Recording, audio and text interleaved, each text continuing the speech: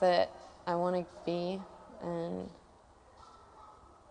I'm doing what I want to do, and I'm here.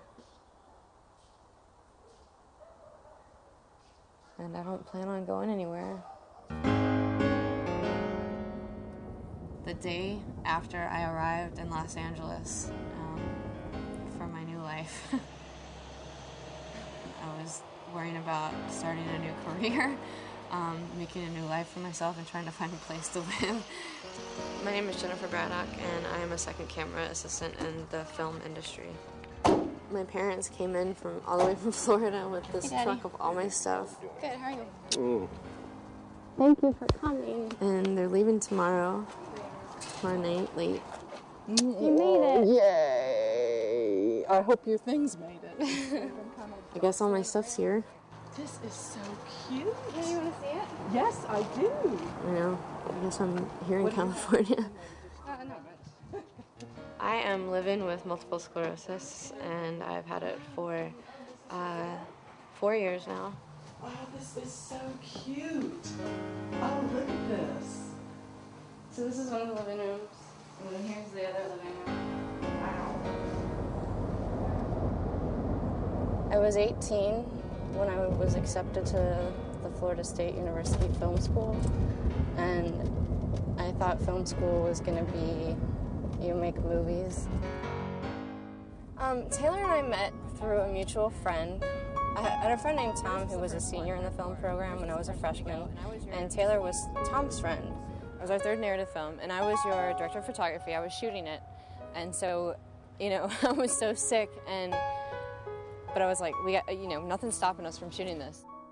And looking back, it just feels like you were always having to go to the hospital, because you had to go in for appendicitis. Do you remember I lost hearing in an ear? Yeah. And I went deaf in an eye.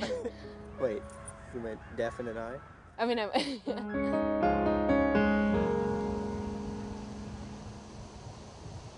I was always really healthy growing up. I never got sick. I never missed school. I felt I was so physically strong. I was. Let's do that one again. I felt like I could take on the world a lot of times, and I was always really healthy. I always ate really well. I was always really muscular, and then to just kind of get knocked down by this illness that you didn't know what was going on, and doctors couldn't give you answers, and it was it was I couldn't walk.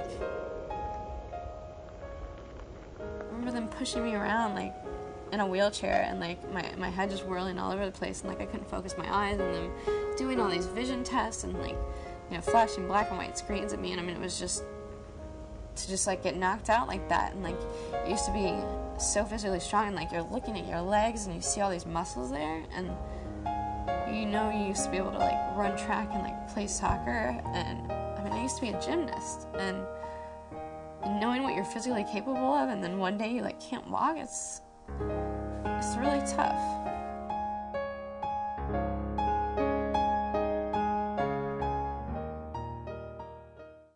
Never thought that I could sit down and in a sense formally have a conversation with my parents like that about something that's kind of touchy. And, when I graduated from film school, it was tough. I came back home, and so how did that make you guys feel? Well, at that point, we knew that you had been diagnosed with MS. If you recall, your diagnosis occurred, I believe, in later part of your junior year. So at that point, we kind of felt like, we don't know much about this. We know it's devastating. We don't know what to expect. So we were very fearful.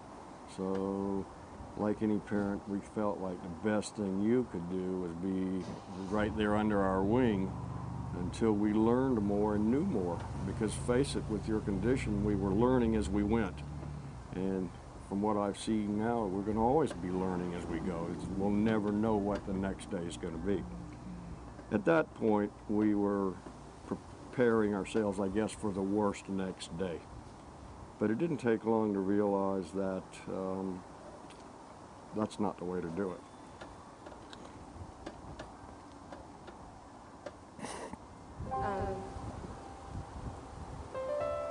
When, this past like couple months, I made the decision that I was gonna come to LA and I was gonna drive my car.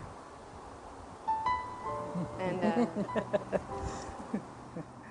Well, that was one of those times when I felt like it was time to question a decision you had made. I really appreciate that you guys support me and everything that I do and have always supported me We love you. and have never stood in my way, and it means a lot to me, and it means a lot that you drove out here with all my stuff and packed it up without Jason's help. And I'll send you the bill. oh yeah, I know I owe you lots of money. No, I think we met literally. But I do hope that you will not forget that you do have this medical condition and that your future with it is in your hands.